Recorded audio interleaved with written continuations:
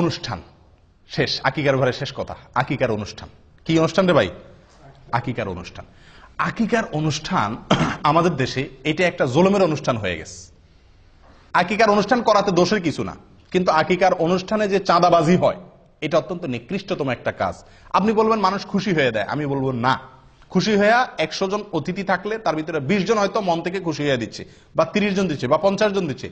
একটি লোকও যদি নাখোশ হয়ে আপনার সিস্টেমের কারণে দিতে বাধ্য হয়, লজ্জায় পড়ে দেয়, তাহলে আপনি তার গুনাহগার। এই উপহারটা আপনার জন্য হারাম হয়ে গেল। নবী সাল্লাল্লাহু আলাইহি ওয়াসাল্লাম বলেছেন, লা ইয়াহিল্লু মালু ইমরিইন মুসলিমিন ইল্লা বিতিবি নাফসিহি।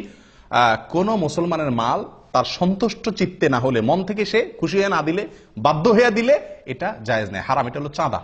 এটা হলো কি? চাঁদা। আমি বলি মাস্তানরা যে চাঁদাবাজি করে আমাদের দেশে, মাস্তানরা যে চাঁদাবাজি করে ওইটা, আর এই বিয়ের উপহার আর আকিকার উপহার, এই দুই চাঁদা, এটারও আমি চাঁদাবাজি বলি। এই চাঁদা আর মাস্তানের চাঁদা, এই দুইটার ভিতরে পার্থক্য একটা, মূল জিনিস একই। পার্থক্য কি? পার্থক্য হলো মাস্তানে চাঁদাবাজি করার সময় কিছু খাওয়ায় টাওয়ায় না, ডাইরেক্ট চাঁদাটা নিয়ে নেয়। আর আকিকার অনুষ্ঠান, বিয়ের অনুষ্ঠানে এক থাল খাওয়াইয়া চাঁদাটা নেন। এই হলো দুই চাঁদার ভিতরে পার্থক্য। কিন্তু বেশিরভাগ লোক না হইলেও কিছু লোক হইলেও নাখোশ হয়ে যায়। বিশেষ করে এই অনুষ্ঠানগুলাতে একান্ত কাছের বাচ্চার, খুব কাছের লোক, ফুফু ভাই, এরা হয়তো একটা চেইন দিল, একটা আংটি দিল, বা একটা কিছু দিল, নগদ টাকা দিল, অসুবিধা নেই। কিন্তু অন্যান্য অনেক লোক আছে যারা আকিকার অনুষ্ঠানে খালি হাতে যাইতে পারে না। এই দেশে এই কালচারটা নেই। আমাদের মোহাম্মদ আলী গত শুক্রবারে আকিকার এক দাওয়াত পাইছে, তো আমারে বলে শেখ এরাবিয়ানদের দাওয়াত, তো আমারে বলে শেখ কি নিয়ে যাবো? আমি বললাম যে এখানে তো নেওয়ার সিস্টেম নাই, নিলে তুমি বেকুব হইবা, সবার সামনে শরম পাইতে হবে, কেউ নিবে না, তুমি একলা নিবা। সে আমার কথা শুনে নাই, না শুনে ওই সাবিল থেকে বাচ্চার জন্য গিফট কিনে নিয়ে গেছে। বুদ্ধিমানের কাম করছে, গায়েত রাখছে আগে, নিয়ে আগে বেজ্জত হয় না, যায় দেখে কেউ কিছু আনে নাই, তখন সে একলা নিলে বেকুব হবে না, আর আনে নাই। তো এই দেশে এই সিস্টেমটা নেই। দাওয়াত দিচ্ছেন, খেয়ে চলে যাবে। আপনি দাওয়াত দিয়া টেবিল আর চেয়ার নিয়ে বসা, আমি বলি আকিকা বিয়ের অনুষ্ঠানে যে গেটে টেবিল চেয়ার নিয়ে বসে না, এটা এক তো মাস্তানের চাঁদাবাজির সাথে মিল আছে, আর হলো ভিক্ষুকের ভিক্ষার সাথে মিল আছে। পার্থক্য হলে এতটুকু, ভিক্ষুকে ভাঙা থাল নিয়ে ভিক্ষা করে, আর আপনি টেবিল আর চেয়ার নিয়ে ভিক্ষা করবেন। এই হলো পার্থক্য।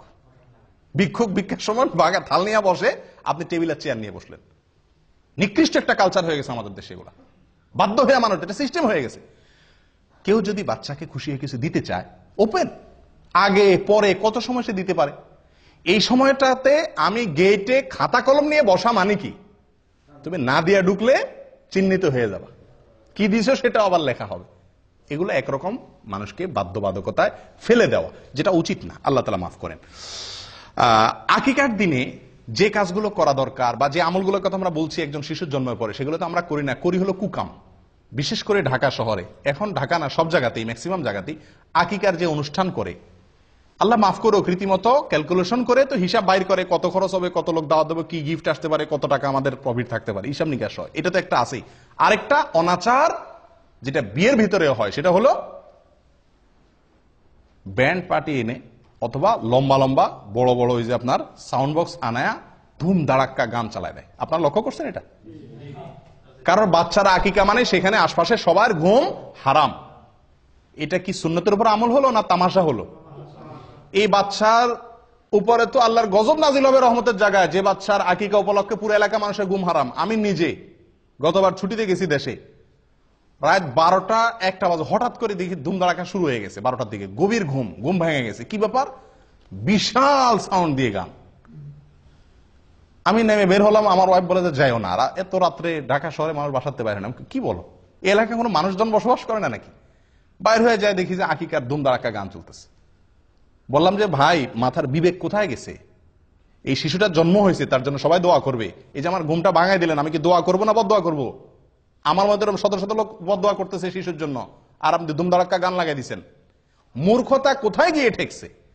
আপনি বিয়ের অনুষ্ঠানে গান বাজাবেন না, নাচবেন, আরো কিছু করবেন, আপনার বাসায় আপনি করেন। আপনি সাউন্ড বক্স দিয়ে পুরো এলাকা মানুষের কষ্ট দিচ্ছেন। শিশুর কষ্ট হচ্ছে, অসুস্থ লোকের কষ্ট হচ্ছে, ঘুমন্ত মানুষের কষ্ট হচ্ছে, অনেকের ডিউটি আছে সকালে, অনেকের পরীক্ষা আছে সকালে, সারা রাত। এবং বিশেষ করে ঢাকা শহরের এই কালচার একেবারে পুরো ঢাকা শহরে আছে। আমরা মূর্খ, এখনো কত লেভেলের, নিচু লেভেলের মূর্খ রয়েছি, যে রাতভর আমি পুরো এলাকা মানুষকে বাধ্যতামূলক গান শোনাই, কেউ কিছু বলারও অধিকার নাই, সাহস নাই, ক্ষমতা নাই।